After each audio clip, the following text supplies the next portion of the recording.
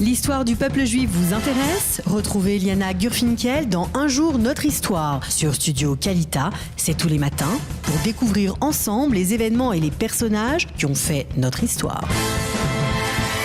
Eliana, bonjour, Boker Tov. Boker Tov, Daniel. Alors, ce matin, vous avez décidé de nous parler d'une grande figure, une grande figure du sionisme moderne. Exactement, je vous emmène à Tel Aviv. Ah, je veux bien y aller, allez. Et pourquoi est-ce que je vous emmène à Tel Aviv? Est-ce que vous savez? Dites-moi. Alors, je vous emmène à Tel Aviv. Il y a une rue Sokolov. Non, c'est mieux que ça.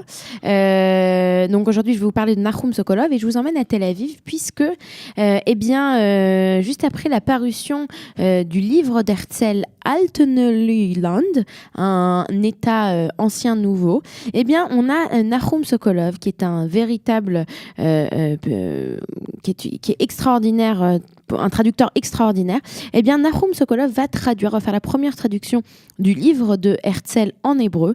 Et pour le titre, il va essayer donc de redonner cette idée de quelque chose qui est en même temps vieux et quelque chose qui est en même temps neuf. Et il va donner le nom de Tel Aviv. Et pourquoi Tel Aviv? Parce que Tel, c'est donc un mont, c'est quelque chose qui prend des années à être construit. Oui. Tandis qu'Aviv, c'est le printemps, c'est le renouvellement. Donc c'est quelque chose de nouveau. Et c'est ainsi qu'il va traduire le livre de Herzl et lui donner le nom de Tel Aviv, et qu'un peu plus tard, au moment de la création de la ville de Tel Aviv, on va décider de reprendre ce nom du livre de Théodore Herzl. Alors je pense que c'est une belle introduction, et une introduction qui va en fait nous faire découvrir encore mieux ce personnage, ce grand leader sioniste, ce grand auteur, ce grand traducteur et surtout ce pionnier du journalisme en hébreu. Alors il est né à Vyshogrod, près de Plock en Pologne, qui a fait partie à l'époque de l'Empire russe.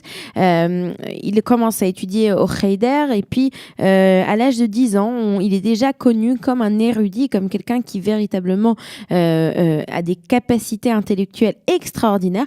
Son père, lui, veut l'inscrire en yeshiva afin qu'il devienne rabbin, mais le gouverneur de la ville de Plock lui, fait tout pour que Sokolov se retrouve dans une école laïque. Alors, Sokolov, comme je vous l'ai dit, c'est quelqu'un de très très fort et c'est surtout un autodidacte, en particulier dans les langues et la littérature. Alors, il parle, Daniel, écoutez bien, c'est à peu près comme vous, il parle l'allemand, le français, l'espagnol, l'italien, l'anglais, le yiddish, l'hébreu, le polonais et le russe. Tout simplement, voilà. Non seulement il parle ces langues, mais il écrit dans ces langues, il traduit ces langues. Enfin, un véritable génie. Alors, il va se marier à 18 ans. À l'âge de 20 ans, il va venir habiter à Varsovie. Et là, il va devenir un collaborateur régulier du quotidien hébreu Hatzfira. Donc, à nouveau, le premier journal quotidien, donc de news, d'actualité en hébreu. Il va devenir très rapidement, il va avoir sa propre chronique et puis il va devenir éditeur et copropriétaire du journal. En 1914, alors qu'on a le déclenchement de la Première Guerre mondiale, il déménage à Londres pour y travailler avec Chaim Weizmann. Chaim Weizmann, donc c'est là en fait qu'il va commencer à son travail pour le Congrès sioniste mondial. Il faut savoir qu'avant de déménager à Londres pour travailler avec Chaim Weizmann, il était le secrétaire général du Congrès sioniste mondial.